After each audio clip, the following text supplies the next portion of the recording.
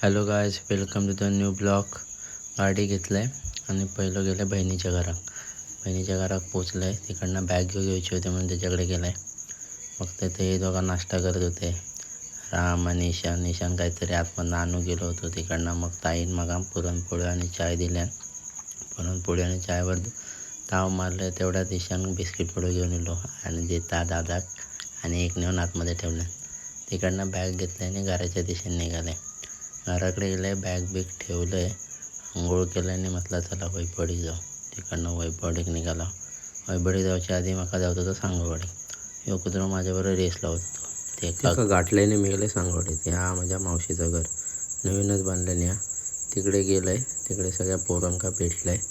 पोरांका भेटून मग गेलं वैपडीत बाजार होतो. त्या बाजारात गेले, बघितलं लय गर्दी होती. तिकडनं मग आमचा एक मित्र होतो गोळेकर, त्याला भेटलं आहे. आणि मग तिकडनं बाबांका कपडे घ्यायचे, तर मग तिकडनं घेतले बाबांचे कपडे घेतले त्या दुकानातनं. आणि मग निघाले घरच्या दिशेने. पाऊस नव्हतो. मग घराकडे पोचले. घराकडे पोचून तोंड दाखवले निघाले जुन्या घरात जाऊन बघतोय तर हे दोघं आतमध्ये काहीतरी पडदे खोलत होते. ह्या दोघांका बघून मग एक आतमध्ये वळत गेले. वळत बघतोय तर हे आतमध्ये वरती पडदो आणत होते. आतमध्ये झाल्या बाहेर येले, बाहेरचं पडदो आणून घेतल्यानंतर मग देवखोलीचं आणून घेतल्यानंतर आमच्याकडे हाताळक्याची पूजा होती. मग हाताळक्याची आरती चालू झाली.